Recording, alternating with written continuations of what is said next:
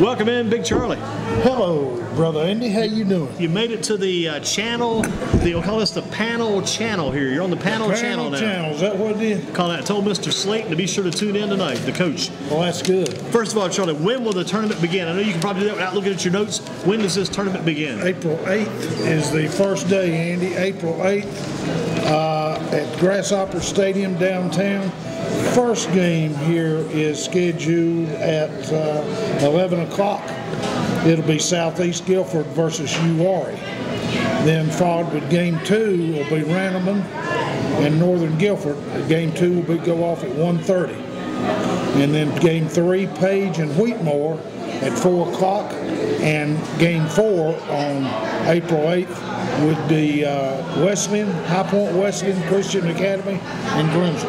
That's going to be an important look at that tournament. Look that over. You start looking at these things. Southeast versus URI Academy. Former coach at Randleman, Van Hurley, brought that team up last year, I think it was. He's a busy man. Hurley's also in the Ground Boosters tournament this week. Hurley's all over the map. So that's a big one for Southeast. They need that win. They've got Northwest tonight, one of the key county matchups, Northwest and Southeast this evening at Southeast Guilford. You reckon we'll see Mr. Aker, whoever it is? I don't know. Cole did not throw last night. I don't think he threw. He may have thrown some Saturday against Glenn. A busy time. Northwest played Glenn Saturday, High Point Central Tuesday, and played Northeast last night. And they've got you guys. So that's a busy 4 games in about 5 days. And that's good competition all the way through. Good Randleman and Northern Guilford, a heck of a game. Northern down 5-0 against Ragsdale tonight. Northern came back, made that a 5-4 game. So Northern battled back against Ragsdale's only lost 1 game this year. That was the Northwest by 1 run. And Ragsdale right now 10-1 on the season. They're playing Southwest Guilford today. And Randleman is a team who loves this tournament. They've been in the championship game nearly every year. Goodness gracious. They've got a good ball club. They went down and beat, wasn't it Charlotte Catholic or whoever that was ranked #1? Might have been Charlotte Christian. Charlotte Christian, ranked real high in the nation and beat them early in the season. And Jake Smith is one of the premier young coaches on the high school level. Don't know how long. Better go ahead and come see him as much as you can while he's still there, because I don't know how long to be able to keep him at the high school level. He's probably a college coach before it's over. Jake, was NCAA Catcher of the Year at East Johnny Carolina. Bench Award. He sure did. You just cannot drop that into it like as a grain of salt. That is huge. That's the top college catcher in the entire nation.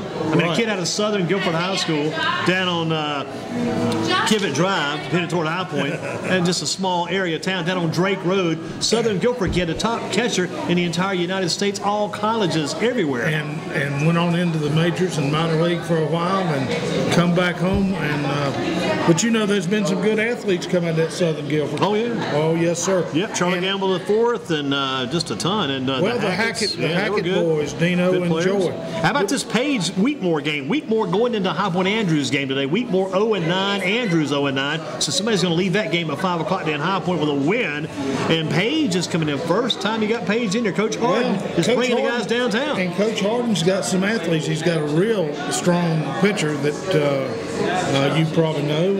Probably Kenny Westlake. Yeah. I know he's one of them. They got beat by Dudley last night. Dudley beat Page 9-3 last night. Interesting verdict there. I'm telling you, Dudley's got a ball club. Oh, yeah. Better than people think. Yes, they do. Dudley tied High Point Christian. High Point Christian's only got 1 blemish on the record. That tie with Dudley. That's it. They had tied that game because it got dark over at High Point Christian's field. Don't have lights. Well, the Dudley's got the Strickland kid, the left-handed pitcher. It's real good. Of course, he's got the 2 Williamson boys, and both of them are already got colleges hot and heavy after him. Yeah, that Christian Coakley is as good as I've seen. That's the kid I'm thinking about. Coakley, solid pitcher for Dudley. But Page is coming in. They got, like you mentioned, Westlake. They've got Kenny Makovic. Kenny Makovic's a good player for them.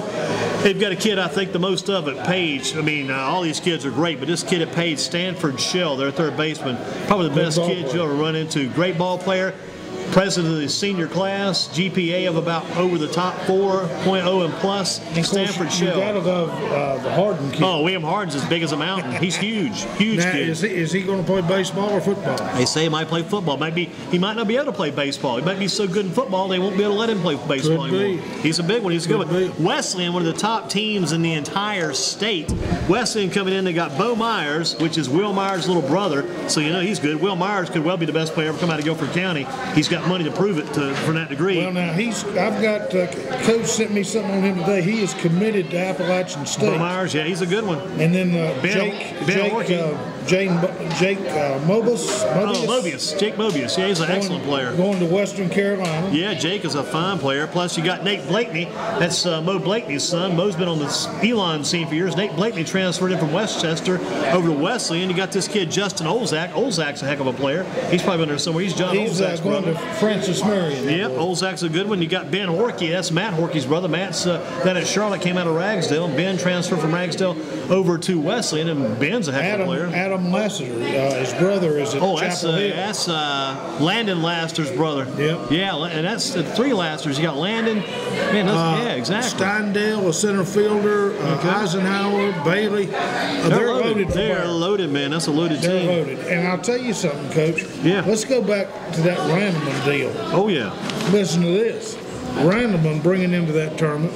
Trevor Clemens committed to Western Carolina. Right. You got Caleb Webster going to UNCG. Oh, yeah. Then you've got Tanner Ruth going to Campbell.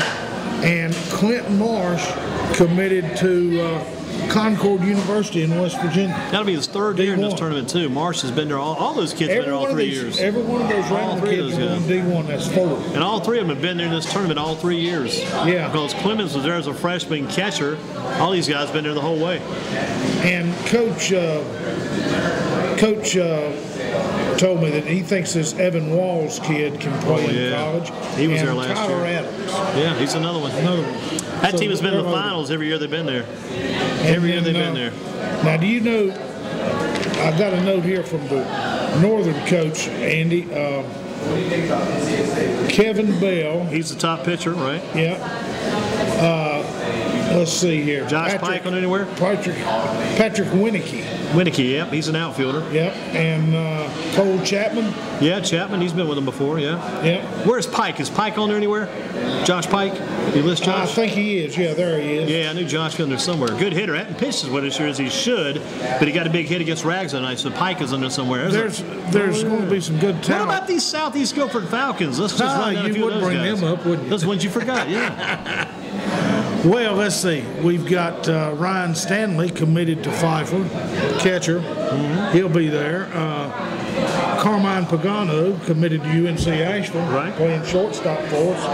And then the ever-present DJ Artis, who's going to Liberty. Absolutely. Had a big game yesterday. And we had the Boston scout was over there the other evening, and a couple other pro scouts looking at Artis. So. Yeah, he's a diamond in the rough. No doubt about it. He's got a lot of possibilities. Then we've got the 2 biggies that have received offers from D2 and D3 schools. One would be Tommy Michaels, big right-handed pitcher. We had him on the gun the other night, 85 all day long. Then you got the Bailey Steed kid. He's right in there, too, in the mid-80s. Both of them with good stuff. Both of them, Bailey Steed throws the hard slider. Tommy's got a great straight changeup and a hard slider, good curveball. Believe it or not, Tommy's batting in the 4-hole for us down there. Yeah, he's hitting the ball with us here. Playing left field and putting up some good numbers. But neither one of them have committed anywhere. What about Grims? Any prospects? Have they sent you anything from Grims yet? Yeah, I think so. There's a couple that look good. One of the infielders, Andy, and I jotted his name down and I left it at the house. I know you mentioned that Madden kid earlier today. Luke Madden kid is the big right-handed pitcher, and already he's had some coaches showing some interest. Talked to a coach late last night from Wake Tech about him. Okay. Yeah. Hey, it doesn't matter where you go. It's just get started. Get somewhere. Get going. Man. Get in school. Get something going. Get something started.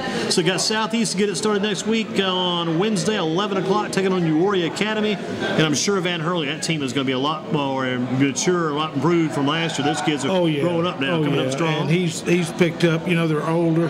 He'll be better. I just tell you, it's going to be a good one. The thing of it is, we always have had good crowds of coaches show up. We've always been able to help kids get signed. That's what helped those Randleman kids. Yeah, and Randleman will be in game 2 at 1:30 against Northern Guilford. Should be a very even matchup there. And you and I are going to broadcast it again, We'll start next week. Start next Wednesday, a little bit before 11. Yeah. All 4 games on Wednesday, 2 on Thursday, 2 on Friday, and 4 big games on Saturday. 4-game tournament. Oh, by the way, you know what we need to mention? I believe the name of the tournament, Andy, you know, we kind of called it the Prospects Tournament. Yeah. Now it's going to be called the Farm Bureau Invitation. That's good. Like one guaranteed name. One big corporate name, Farm Bureau. They have stepped in big time. Mr. Webster helped us with that, and we hope to give away quite a bit of scholarship money back to the kids with Farm Bureau's assistance in this Farm Bureau thing. Invitation, Mr. Webster. That would be Mr. Webster's son. Is that at Randleman? Yeah, Jeff Webster. Yeah, Jeff Webster. Former youth minister down at the Pleasant Garden Baptist Church. And now he's preaching with Farm Bureau. Nothing wrong with that. Those people need help too. We all need help. Right. But they've stepped in big for us, and so it's going to be a little different. And got some scholarship money to give away. That's going to be exciting. And you and I may end up having to be the ones to break the tie in the voting. Could be. On some of that scholarship money. We could be seeing Wesleyan versus Page on the second day, possibly Southeast versus either Randleman, Northern Guilford second day. We'll see how that goes. But if you end up with Wesleyan and Southeast in the final on Saturday night, you're going to have yourself any of those teams would be great in the final. I think you always got to be dreaming about possibilities. That would make for a great way down the southeast side of town, southeast, way over on the far western side of town in High Point Wesleyan with all those top-notch players, and southeast those young players. That will make for a great tournament final if it happens. And shoot for it going in, see what happens to the rest. Hope everybody gets there. Oh, I'm going to tell you, and I think, you know a kid we forgot about? Who's that? From Crimson, that Surgeon boy. Yeah, Jalen Surgeon. Now, you know that boy can hit a baseball. Oh, yeah, no doubt about it. Yes, sir. Got a little help on our banner. Somebody passed by. I love the people pop in. The wind almost blew it back up and got tight again. But it's kind of windy tonight. What's the weather looking like for next week? I think it'd be good. Praying that it will be. Anyway, got to be. Andy. We've had some wild weather in that tournament. A couple of times we had to actually adjust the tournament times around. But every year you got it all in. Yeah, we sure did. And admission this year, that's going to be the best bargain in town. Ticket prices. $5 for a ticket admission. Everybody pays at the gate. But that $5 will get you 4 games on Wednesday and 4 on the championship day. 4 games for $5. 4 games for $5. It's amazing. Yes, sir. How many years has this been going on now? This would be the 4th year. 4th year. It's like we said, those guys from Randleman, like Clint Marsh and Webster and Clemens and Evan Walls, all those guys, they've grown up coming right through this tournament. Yeah, and I remember last year, let's see, McMichael in a Donnybrook slipped by Randleman for the championship, and Jake Smith was just heartbroken. He was heartbroken, as any good coach should. I'll tell you, those guys up in Rockingham County have a different school schedule, so they can't be in it. But boy, George Barber and those guys, Angel Zarate and those kids up at Rockingham love that tournament. And the guys at McMichael, Coach Erskine, they love being there too. They did because, I don't know what it is, Andy, but that's a beautiful facility. And I tell you, for some reason, you could take a tournament like this and you put it at a high school field. And for some reason, the college coaches and the pro scouts tend to turn out better at a good facility. Yeah, it's like all this. about that big atmosphere, big stage. Yeah, because they've been to so many high schools on those nights they go. Yeah. This is a little bit different, a little bit better for them, yeah. And we've had as many as 50-some coaches show up, You could have that many more if you get Wesleyan versus maybe Southeast in that final, or maybe could be seeing Southeast versus Page or Wheatmore or Grimsley upsets. Could be maybe Randleman versus Randleman. They got there for they made it to the championship this year because Randleman's already played Southeast once, right? This season. Yeah. And Southeast won that game, didn't they? Yeah, sure did. Maybe they played twice and they split. Maybe something like that. Is that how it worked? Maybe they split? Possibly. Did we go down there and lose to them the other I think day? you might have split. I think we did. Because the Northwest lost to Randleman. That's Northwest only lost the entire year. But just showing you how good Randleman is, that's a very good team. This has been an unusual year for Southeast. Everybody got off to that bad start with all the bad weather and was late. And we've lost what ball games we've lost. We've lost by unearned runs, and errors and one-run ball gotta, games. You got to get it out of your system. You got to get those miscues out of the way because you hadn't had a lot of time to get ready on the field, not much practice time. We talked about Randleman and Jake Smith.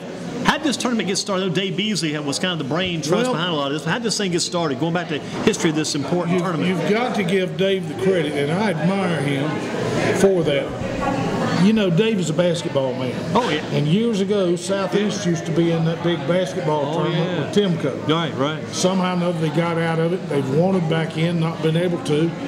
And Dave said his idea was to try to start something for baseball, like that, similar to that basketball tournament. And he went in and approached Don Moore and the Grasshoppers, and they found a way to do it. And Don and the Grasshoppers, man, they've really taken care of us, and it's been a good deal. It's been a good connection. Not many high school coaches will be that ambitious to step outside and stay with it. There's some cold Saturday mornings he's been down to open that gate up. He's opened that gate up and got to get started early in the morning. He's stuck right with it. He's been you get there like 9 o'clock, 8:30 in the morning, going back 9:30 at night or 10. All the help we've got, the best help at Southeast with our parents. John McDade's a good example. All he does for the program. David Michaels, he's my right hand man. Mr. Coble, Austin Coble's dad, he and his wife and concessions, all the parents jump in and help. And to tell you the truth, Andy, that Legion program we run in Junior Legion baseball in the summer and fall, that's a lot of hard work too. Oh, yeah. That takes manpower. Good about this tournament too, I like, is the fact that the last game of the day is not a late game. It's at 6:30 every day. That's good for people because people actually get in that game and be able to leave out at a reasonable time at night. End of the day, which is good. Oh, yeah, unless we're going to extra innings. Been there a few times this year, I think so. They did that at Northwest how many 2 weeks ago. I went 9 innings, Ragsdale, Northwest, 2 Saturdays ago. Ragsdale, Northwest has played every Saturday the past 3 weeks.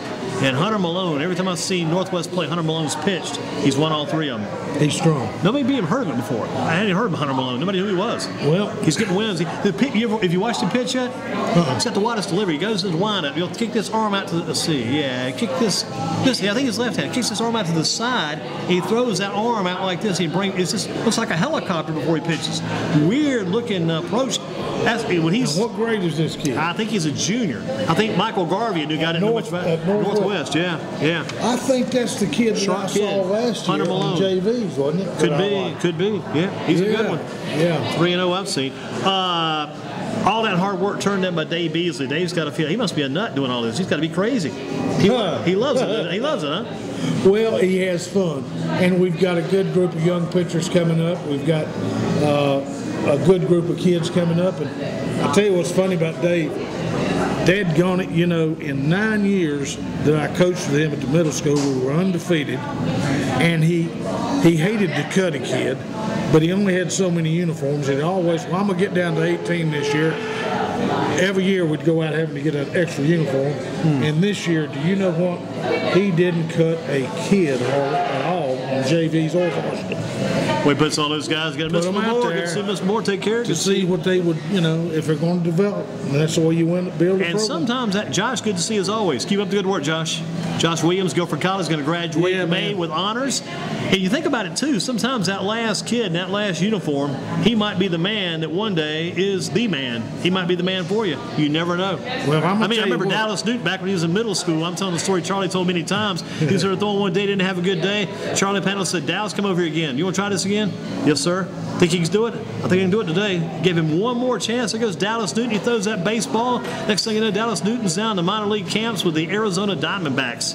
And I'm going to tell you something else, that boy. He was on the cut list, and I saw him. It was just more or less by accident.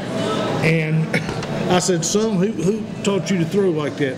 He looked at me right funny, and he says, "Mike McLean." I says, "Guess what? Who do you think taught him how to throw?" He looked at me right funny. I says, "Can you go down on the field?" We were throwing live BP. I said, "If I take you out there, can you do the same thing that you just did in here?" "Yes, sir." I walked out there. I said, "Dave, this boy's going to throw." Dave pulls me off the mound and said, Choppy, he's on the cut list. He's on the cut list. I said, no, he ain't either. We ain't cutting this kid. He goes to throw, and Dave says, oh, my Lord, where'd he come from? I said, sometimes you never know. Sometimes it pays to give kids another chance. Just give another chance. You know, we've got good kids down there. And Dallas Newton is a fine young man. Good Christian some good kids in the college programs and the professional ranks coming through that school, come through all these schools. Got Northeast Guilford coming through later tonight. They got a kid, Luis Paula, who played in North Carolina, got drafted by the Pirates. He's going to be in Charleston, West Virginia with the West Virginia Power this year. That's where he's scheduled to be, working his way up the ranks. And in Carolina, you're not just in Carolina, Coach Fox, the guys there, you're going to get a few chances. But they got so many pitchers, you may not get too many chances to show what you got. But he showed somebody, and he proved what he could do, and he got drafted, and he's going to get paid for it. Of course, my Heels are struggling a little bit down there close to the cellar in the ACC right now. It's a good place to be. It'll make you work that much harder to get out and get start some good run there. Brother Fox will figure it out. I'll guarantee you that. Well, Charlie, it all begins next week on a Wednesday at NewBridge Bank Park. What are some of the things you guys doing here at the last minute to make sure you're ready? What's the to-do list and checklist look like? Getting our program put together, getting our sponsors taken care of. By the way, you remember your good buddy at Pleasant Garden Drug down there in Pleasant Garden? Yes. Mike Johnston and the girls, they wanted to say hello. And guess what Mike has got going down at Ramsey? He's got another store. No? Oh, that's the Deep River Mud Dogs. Yeah, I remember those guys. Sure. That new team they've got down there. Deep River Mud Dogs. Right, in the Carolina Virginia's league. Yeah. That's going to be good. And Grady Lawson said to tell you hello. Good man. Got him on the prayer list, who his wife every day. Good people. I saw Dino. Grady Lawson really hangs in it. You talk about somebody who really just keeps on trying, keeps on coming to the table, keeps on coming to the games. And, man, that guy's devoted. That guy's dedicated. He loves that sport. Kyle Faust with Thorne covering that down there on Wendover said to tell you hello. Good man. They're doing well, and Dino Hackett, I sat with Dino at the JV game yesterday. And that JV team is stellar. They're tough. Haven't been beat, I don't believe. Yeah. We got the Jax Hackett is lighting it up, looking good at third base. The Davis kid come from Southern. How about that kid that got hurt in that game last summer in the Junior Legion game? Remember the kid that got hurt that night? I think he might have been the catcher. Maybe he slid in the base and got hurt and missed most of the season. Bartlett. He's back. Devin Bartlett. Doing real well, man. Good prospect. Good ball player. Young player, yeah. So we're looking good. Coach Bill Slayton said he wanted to give a high call into that JV team, give them some very good marks. Coach Slayton came out and watched the ball game the other day, and I enjoyed seeing him. And guess what? He told me to tell you that he was a stud, getting to be a stud now. That hurt shoulder, he's curling up to 8 pounds now. Yeah, he's getting there. Those doctors gave him some low numbers. He's going to overcome those and beat those numbers. Going to drive those numbers into the ground. I think he's about 2 months ahead of schedule on his rehab. Yeah. That shoulder was really just hanging by a thread, man. Speaking about thread, going to turn the threads loose next week when the baseballs head downtown, and a lot of excitement about that tournament. Some last-minute details to get done, though. Southeast got a game today. I guess this would have to be their last game before the tournament next week. I guess so. I haven't had time to think. You know, Andy, I've been on the computer all day sending out emails to college coaches. Who have you sent them to? Some of the coaches you corresponded with today. Everybody from Duke, Wake Forest, Chapel Hill, UNCG, all your D2s, D3s, and your JUCOs, and so forth. And then been calling them and getting some calls back. There's a lot of untapped talent out there these guys can see. Oh, I mean. A lot of untapped talent. The young man you had on earlier talking about it, he hit the nail on the head. Sometimes I think we put too much emphasis on the sport, whether it's baseball, football, basketball, and we don't put enough on getting the grades and the college education, and that's for most of these kids is where it's at.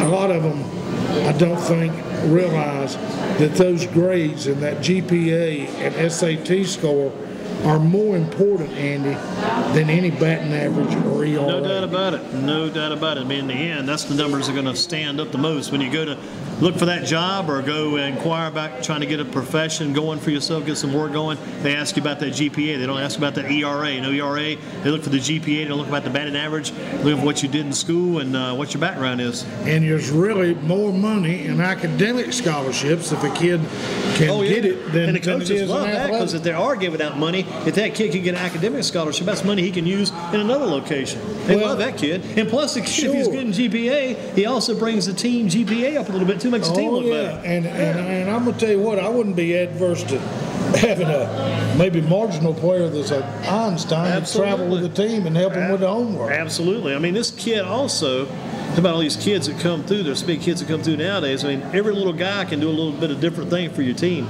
all kinds of different. There's a kid from Ragsdale, the kid who went to Carolina. He was like the bullpen catcher, went with them to the World Series. He's the kid that started that project for cancer. Remember, all the guys shaved their heads? Yeah. That kid out of Ragsdale, his name escapes me. I'll think of it in a few minutes. Our Northeast guys get here. I know they'll remember the kid's name because he called them last week when they were getting ready for their big promotion they did last night to help out their kid out there. You know, gosh, Andy, the scholarship money in baseball is so limited.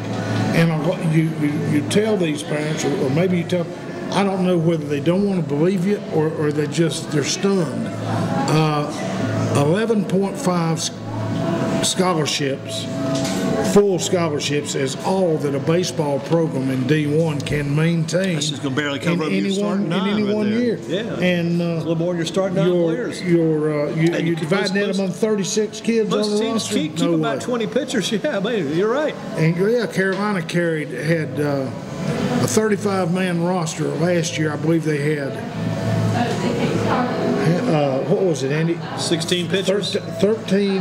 12 or 13 position players, and the rest were pitchers. Absolutely. You know what I'm saying? Absolutely, yeah. And they get the big money. Yeah, so they do. They get the first dibs on that good money. If a kid gets offered $1,500 to $1,800 in D1 as a position player, he got offered a lot of money. If you got 11 and a fraction of scholarships, they're going to take probably about the first 7 or 8, maybe 6 or 7 full. Then the rest of them, they start dividing them up, splitting the money up, put it where they can. The other story you don't hear about, and this is true at D3 and D2, as well as D1. When these college coaches recruit a kid, they don't stop at 36, or they don't stop at a certain limit. Right. On average, they will bring in, some of them, 40 to 45 kids every fall, and they've all got some form of scholarship, and then they cut down by the deadline right there at Thanksgiving. That's right. And little Johnny goes home. Whoops, what happened? What? I haven't heard of it. But Mom and Daddy don't tell that story, because they get down there and it can happen a kid's sophomore or junior year. They bring in Billy Bob, and Sammy Joe's got to go. Got to leave, no doubt. Well, the most important thing you've got cranking right now, though, is that tournament next week downtown. Going to be starting up on Wednesday at the NewBridge Bank Park. And this year's tournament, the Farm Bureau Invitational, coming up around 11 o'clock on Wednesday, Southeast, Aurora Academy. Then at 1:30, Randleman versus Northern Guilford. Take a little bit of rest, and Page battles Wheatmore. Then the nightcap will be Wesleyan versus Grimsley at 6:30. You want to make your picks in any of those games? Oh, yeah, I'll take Southeast in the first one. I'll take Randleman in the second one. Sorry, Northern Guilford. I'll take Page in the third one, Wesleyan in the fourth one. And I'll take Wesleyan against Page in the semis. I'll take Wesleyan there. I'll take Southeast versus Randleman in the semis there. So that will line up on game 2, the second day of what?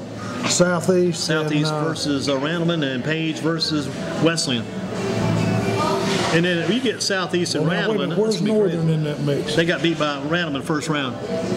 Oh, so you took? Yeah, I took Randleman there. Okay, yeah. All right. It's going to be interesting. It's going to be tough, Southeast and Randleman. That's going to be a battle. But I would say Wesleyan is going to be in that final. You're probably right, big boy. Maybe wrong, but I think I'm right. Coach Scott Davis, he is an active coach, too. That guy's all over this social media. He's been tracking this tournament even before the tournament even thought about getting started. He's on this thing hot and heavy already. Really? Yeah, what I've been reading on the social media sites, yeah. Huh. He's ready. He's excited. He's pumped up. Coach at Wesleyan, Scott Davis from NC State Wolfpack. I talked with him. Nice guy. Oh, yeah, nice good guy. Well, Charlie, I know you got to get things rolling. Thank you, my man. You going to try to get out of the Southeast, check out the game tonight? Well,